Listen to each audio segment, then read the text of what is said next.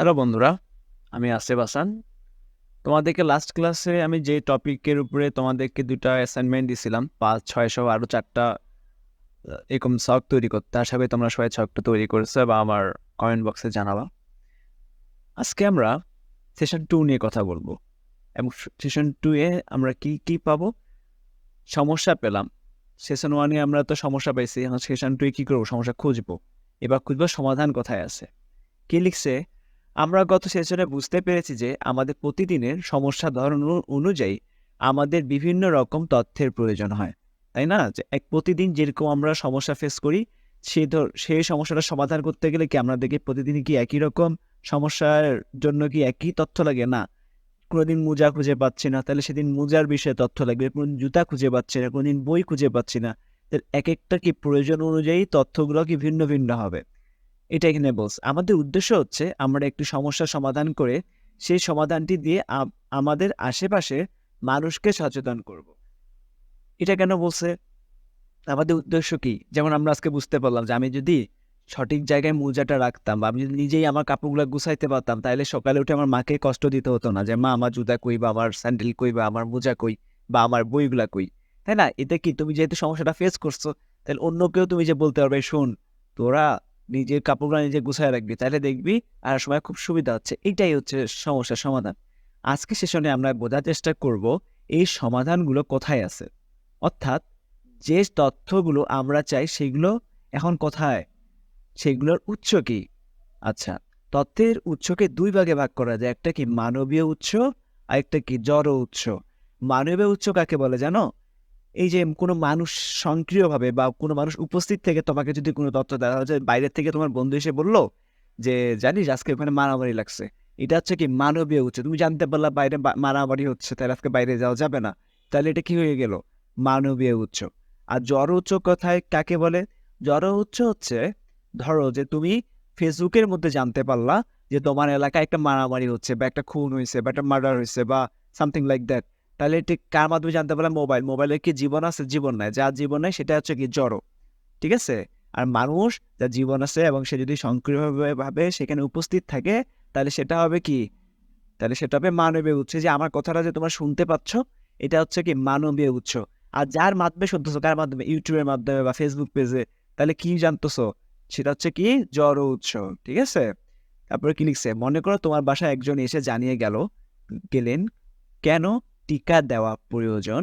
আবার তোমার অভিভাবকের মোবাইল ফোনে কখন কোথায় টিকা দিতে হবে তার তথ্য এলো বা মেসেজ এলো। এখানে তোমার বাসায় আসা ব্যক্তি হলেন মানবীয় উৎস, মোবাইল ফোনটি হলো জড় উৎস। যে একটু আগে বললাম যে তোমার বন্ধু আসে যদি বাসায় বলে যে মারামারি লাগছে, তার মাধ্যমে জানতে পারলে তোমার বন্ধু হয়ে গেল মানবীয় উৎস। আর তুমি যদি ফেসবুকের মাধ্যমে জানতে পারো তাহলে কি হয়ে গেল? সেটা হচ্ছে জড় উৎস।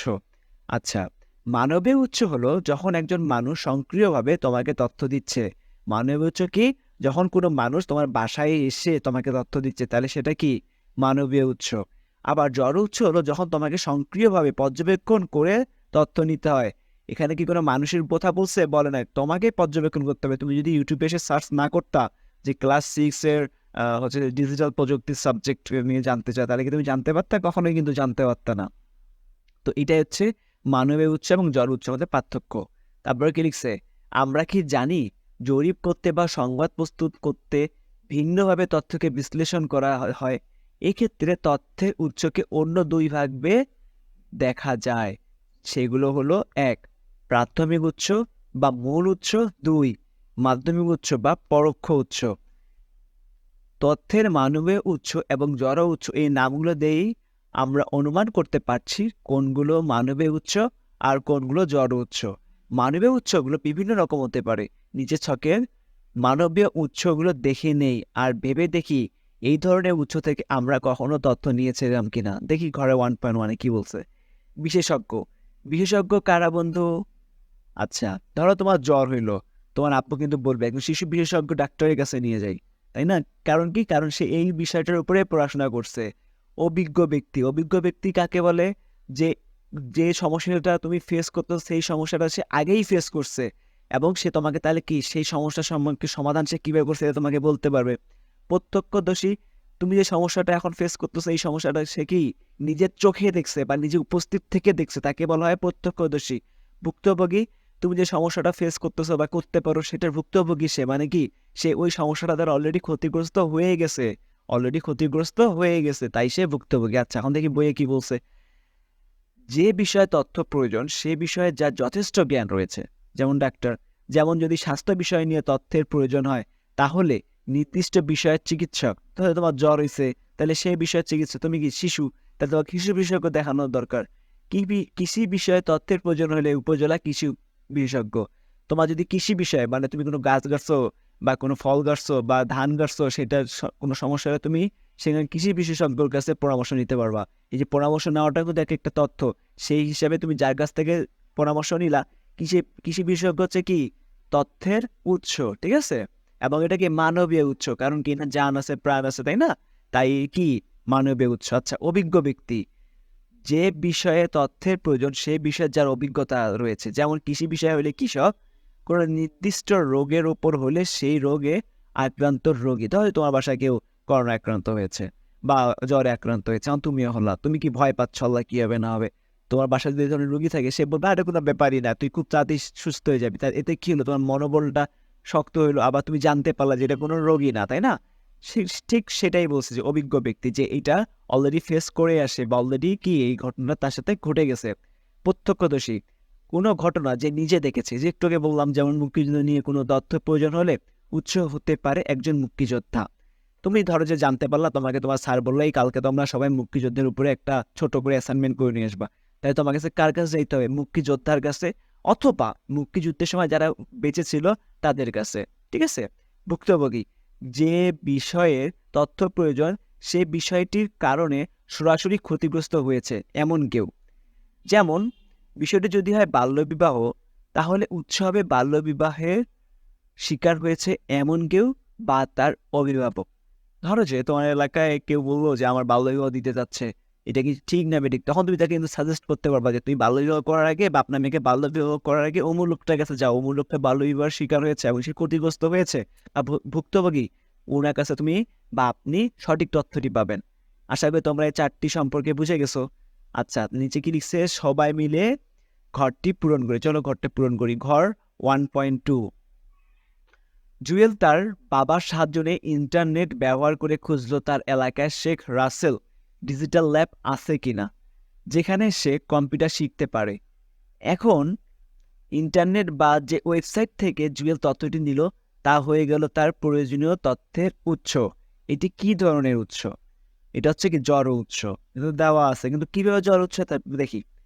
আচ্ছা, সে যে খুঁজলো যে তার এলাকায় কোনো কম্পিউটার প্রশিক্ষণের কেন্দ্র আছে কিনা, কিসের মাধ্যমে খুঁজলো, ইন্টারনেট বা ওয়েবসাইট থেকে, তাই না, ইন্টারনেট বা ওয়েবসাইট। আচ্ছা, ইন্টারনেটে কি জান আছে বা প্রাণ আছে, নাই, ওয়েবসাইটে প্রাণ আছে, নাই, তাহলে কি এটা কি হয়ে গেল যার জান নাই প্রাণ নাই, এবং তোমাকে তো খুঁজে বের করতে হইলো, তাই না, তুমি সার্চ করছো, এই যেভাবে তুমি সার্চ করছো, আমি প্র্যাকটিক্যালি একটু তোমাদের যদি দেখাই, যে তুমি সার্চ করছো যে ফাইন্ড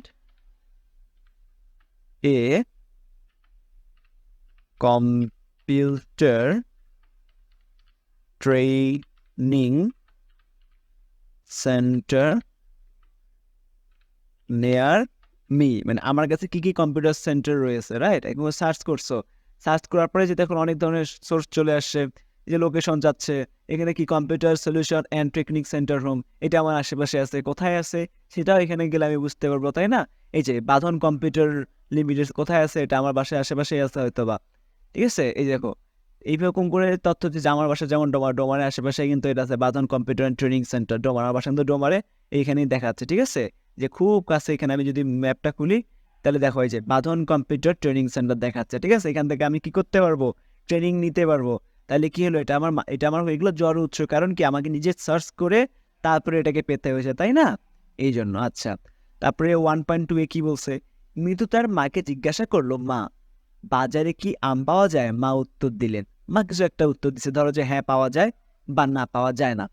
মা কি ধরনের উৎস, মা মানবীয় উৎস, কেন, মায়ের জান আছে প্রাণ আছে, মা মুখে কথা বলতে পারে, বা সে বাজারে যে নিজে প্রত্যক্ষদর্শী হয়েছে যার কারণে সে বলতে পারতেছে যে বাজারে আম আছে বা নেই, ঠিক আছে। বা ওই সিজনটা সম্পর্কে তার ধারণা আছে যে এই সিজনে আম পাওয়া যায় কি যায় না, তাই না? আচ্ছা, আরেকটু ভেবে কি বলা যায়? মা কোন ধরনের মানবিক উৎস হবে? টিক চিহ্ন দাও। আচ্ছা, তোমরা বলো তো, অভিজ্ঞ হবে নাকি বিশেষজ্ঞ হবে নাকি প্রত্যক্ষদর্শী হবে নাকি ভুক্তভোগী হবে? এটা তোমরা কিভাবে জানতে পারবা? এই যে এখানে সংজ্ঞাটা দিয়ে দিয়েছে। আচ্ছা, তাহলে দেখি মা কিভাবে উত্তরটা দিছে। মা হবে কি জানো? প্রত্যক্ষদর্শী বা অভিজ্ঞ ব্যক্তি। কেন অভিজ্ঞ ব্যক্তি বললাম? সে যদি ঋতু সম্পর্কে তার ধারণা থাকে যে এই ঋতুতে আম হয়, ওই ঋতুতে আম হয় না, আবার সে যদি এই ঋতুতে বাজারে আম পাওয়া যাচ্ছে কিনা বা বাজারে এখনো আম উঠছে কিনা, তাহলে কি সে বাজারে যে প্রত্যক্ষদর্শী হয়েছে না, নিজে বাজারে দেখছে যে আম আছে বা আম নাই। তাই এক্ষেত্রে দুটোই হবে।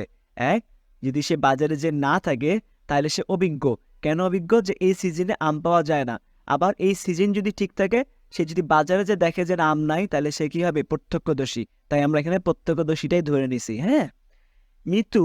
আচ্ছা, মিতু ও তার বন্ধুরা মিলে ঠিক করলো বিদ্যালয়ে একটি বাগান করবে, কিন্তু তারা জানে না তাদের এলাকার মাটি ও আবহাওয়ার জন্য কোন গাছ উপযোগী, কিংবা সেই গাছের যত্ন কিভাবে নিতে হবে। তাদের বিদ্যালয়ের মালি এসে তাদের প্রয়োজনীয় তথ্য দিয়ে সাহায্য করলেন। তাহলে বিদ্যালয়ের মালিক কি ধরনের উৎস? অবশ্যই, ধন্যবাদ, তোমরা সবাই জানতে পারছো যে মানবীয় উৎস। কেন মালি মানে কি? উনি একজন মানুষ না? অবশ্যই মানুষ। তাইলে মালির জান আছে, প্রাণ আছে, সার্চ করতে হলো না, সে নিজে মুখে বলতেছে, সে কিন্তু অভিজ্ঞ মানবীয় উৎস। ঠিক আছে, সে কিন্তু কি অভিজ্ঞ। আচ্ছা, আরেকটু ভেবে কি বলা যায়? মালিক কি ধরনের মানবীয় উৎস? যে বললাম অভিজ্ঞ, কারণ কি তার এই সম্পর্কে যথেষ্ট পরিমাণে জ্ঞান আছে।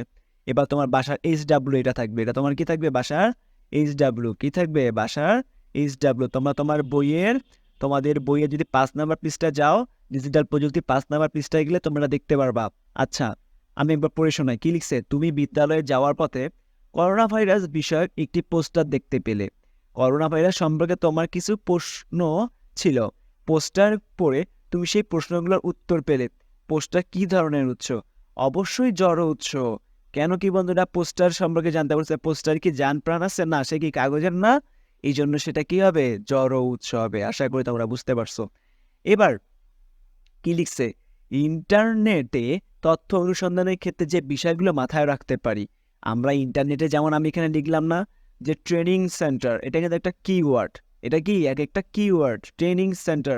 আমি যদি নাই জানি যে আমি কি খুঁজবো, যেটা খুঁজতেছি বা যে জিনিসটা খুঁজতেছি সেটা কিন্তু কি তথ্য, এবং এই তথ্যটাকে প্রপারলি খুঁজতে হলে আমার কিছু কিওয়ার্ডের দরকার আছে। হ্যাঁ, তাই আমরা দেখি কিওয়ার্ডগুলো এখানে কি বলছে।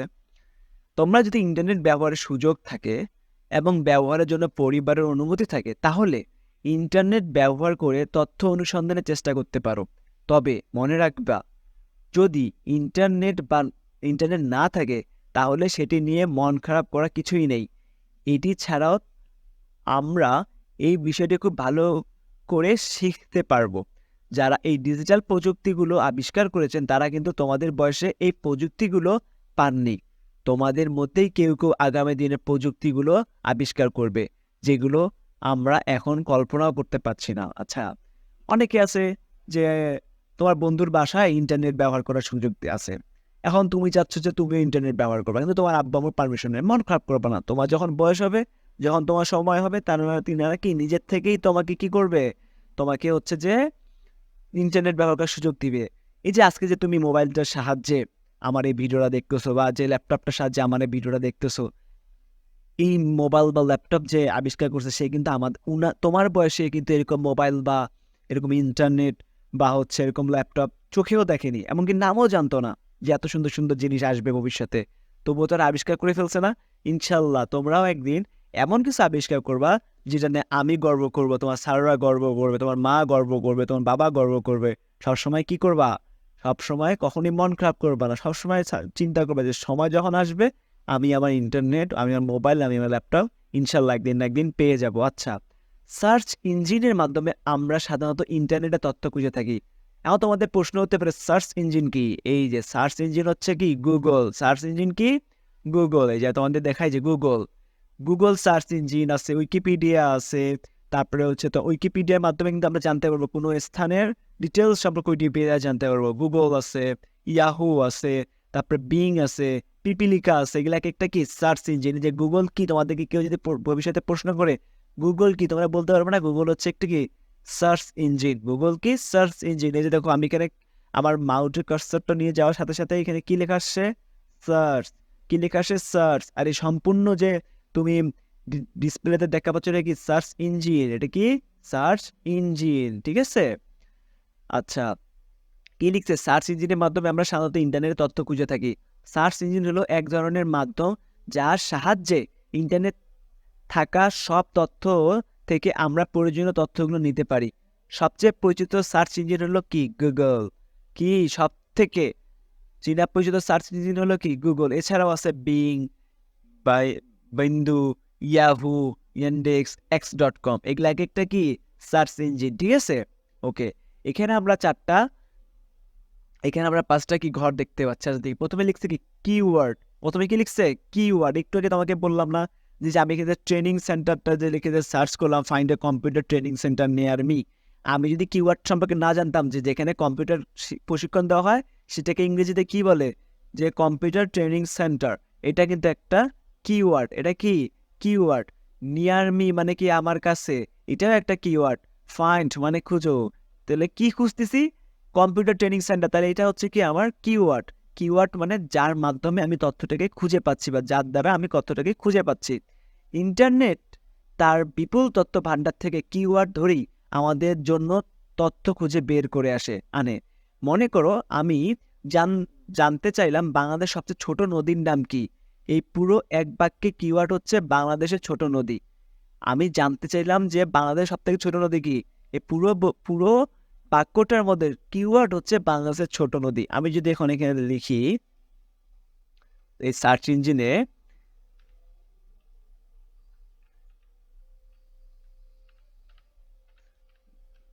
বাংলাদেশের সবচেয়ে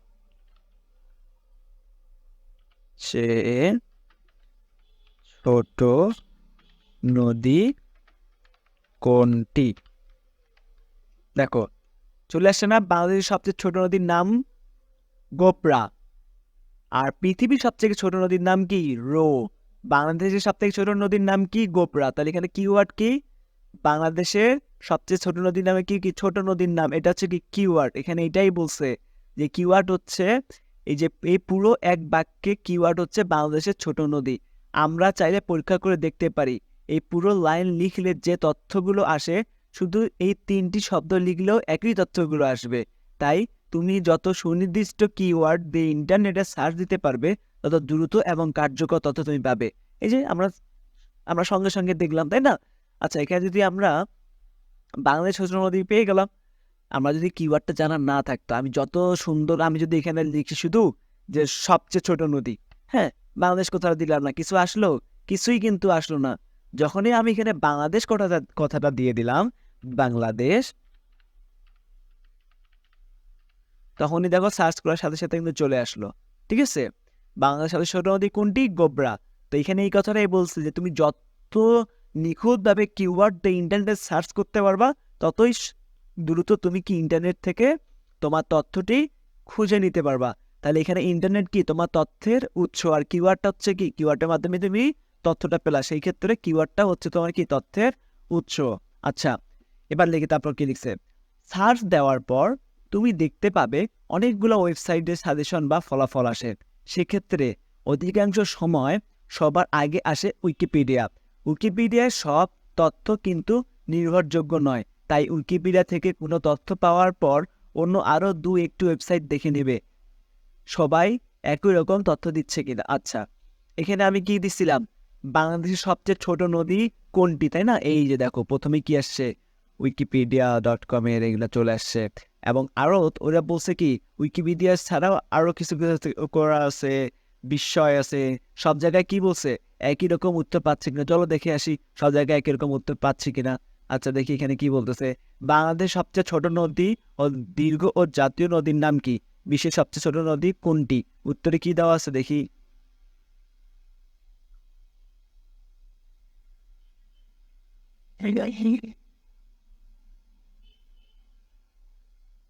দেখো, বাংলাদেশের সবচেয়ে ছোট বড় সর্বমোট 700 এরও অধিক নদী আছে, তার মধ্যে সব থেকে ছোট নদীর নাম দেখো, এই যে এখানেও দেখছে গোবরা নদী, ঠিক আছে? তাহলে কি দুইটা জায়গায় আমাদের মিললো।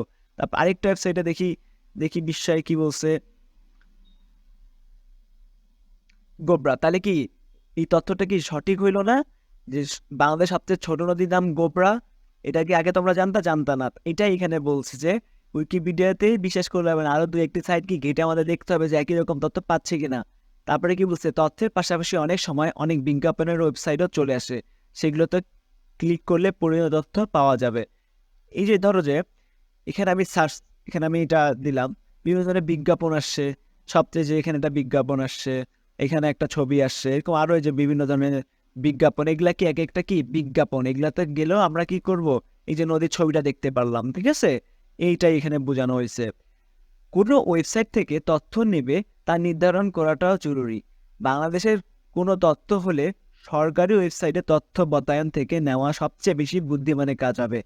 তথ্য বাস্তবায়ন খুঁজে না পেলে দেখবে কোনো নির্ভরযোগ্য সংবাদ মাধ্যমের ওয়েবসাইট বা অন্য কোনো নির্ভরযোগ্য ওয়েবসাইটে পাওয়া যায় কিনা। তো আমরা উইকিপিডিয়া যেহেতু পেয়ে গেছি, আমরা অন্য জায়গায় খুঁজলাম না, এখন অন্য কোনো কিছু সার্চ করতে হইতে পারে তোমাকে, যে বাংলাদেশের মোট জনসংখ্যা কত। তাহলে এখানে কি করতে হবে তোমাকে, বাংলাদেশের যে অফিসিয়াল সাইটগুলো আছে সেগুলোকে তোমায় ভিজিট করতে হবে, ওয়েবসাইটগুলোতে ভিজিট করতে হবে। ওয়েবসাইট কি? তথ্যের ভান্ডার। ওয়েবসাইট কি? তথ্যের ভান্ডার, যেখান থেকে আমরা কি চাইলে তথ্য আদান প্রদান করতে পারবো, আমরা তথ্য ডাউনলোডও করতে পারবো। এগুলো হচ্ছে কি, ওয়েবসাইট হচ্ছে কি তথ্যের ভান্ডার। ওয়েবসাইটের তথ্যটি সর্বশেষ কবে প্রকাশ করা হয়েছে সেটি দেখে নেওয়াটাও জরুরি। হয়তো তথ্য এতটাই পুরানো যে সেটি এখন আর কার্যকর নাও থাকতে পারে। আমরা যে এখানে ছবিটা দেখলাম, এই যে আমরা এখানে একটা ছবি দেখলাম না, এটা কবে প্রকাশ করা হয়েছে এটাও কিন্তু আমাদের দেখে নেওয়া দরকার। কবে? নভেম্বরের 5, 2023। তার মানে কি রিসেন্ট সময় আমাদের এটা প্রকাশ করছে। আবার এইখানে কবে করছে? এখানে করছে নভেম্বরের 5। আচ্ছা, এই ওয়েবসাইটে কবে করছে? এপ্রিল 8, 2018। আবার এপ্রিল 9, 2018। তাহলে এটা একটু পুরাতন, কিন্তু আমরা যেখান থেকে দেখলাম কি এটা কিন্তু নতুন। নভেম্বরের 5 তারিখে করছে। আজকে কয় তারিখ? 2024 সালের 12ই ফেব্রুয়ারি। 2024 সালের 12ই ফেব্রুয়ারি, তাই না? তাহলে মানে কি এটা আমরা বিশ্বাস করতে পারি যে এটা রিসেন্ট খবর, ঠিক আছে? এটা এখানে বলছে। তারপরে তোমাদের জন্য বাড়ির কাজ। গতদিন বাড়ির কাজ হিসেবে আমরা যে সমস্যাটি খুঁজে বের করেছিলাম তা সমাধানের জন্য তথ্যের উৎস, পত্রিকা, টেলিভিশন, ইন্টারনেট, বই, কোনো ব্যক্তি ইত্যাদি কি হতে পারে তা খুঁজে নিয়ে আসব। আচ্ছা, আমরা এই তথ্যগুলা বের করে আবার পড়ে দেই। গতদিন বাড়ির কাজ হিসেবে আমরা যে সমস্যাটি খুঁজে বের করেছিলাম তা সমাধানের জন্য তথ্যের উৎস। আমরা এই যে গততে শিখেছিলাম না, যে এই যে তুমি বিদ্যালয়ে যাওয়ার পথে করোনা ভাইরাস এটা, তারপরে যে এটা, তারপরে যে এটা, এছাড়াও আছে তোমার উপরে তোমার প্রথম পৃষ্ঠায় দেখতে পারবা যে আছে এই বিভিন্ন ধরনের সমস্যা এবং সিদ্ধান্ত আগামীকালের সেশনের জন্য ব্যাগে কি, এইগুলা নিয়ে তোমরা সুন্দর করে খাতায় লিখবা। এটা কি তোমাদের একটা অ্যাসাইনমেন্ট হিসাবে কিন্তু ভবিষ্যতে আসবে। কি হিসাবে আসবে? অ্যাসাইনমেন্ট হিসাবে, ঠিক আছে? তাহলে তোমাদের এই কিওয়ার্ডগুলো সুন্দর করে খুঁজবা। যদি খুঁজতে অসুবিধা হয় তোমার আপ্পা আম্মুর সাহায্য নেবা, ইন্টারনেট, তাদের সামনে ইন্টারনেট ব্যবহার করে তুমি কিন্তু তথ্যগুলো চাইলে কি নিয়ে নিতে পারো। এমনকি আমার ক্লাসেও ইনশাল্লাহ আমি এর পরের সেশনে আমার ক্লাসেও আমি তোমাদের এই সমস্যাগুলো কি হাতে কলমে শিখাই দিব, ঠিক আছে? তো আজকে এই পর্যন্তই। সেশন 3 নিয়ে আরেকদিন কথা হবে। ততদিন পর্যন্ত তোমরা সবাই ভালো থাকো, সুস্থ থাকো।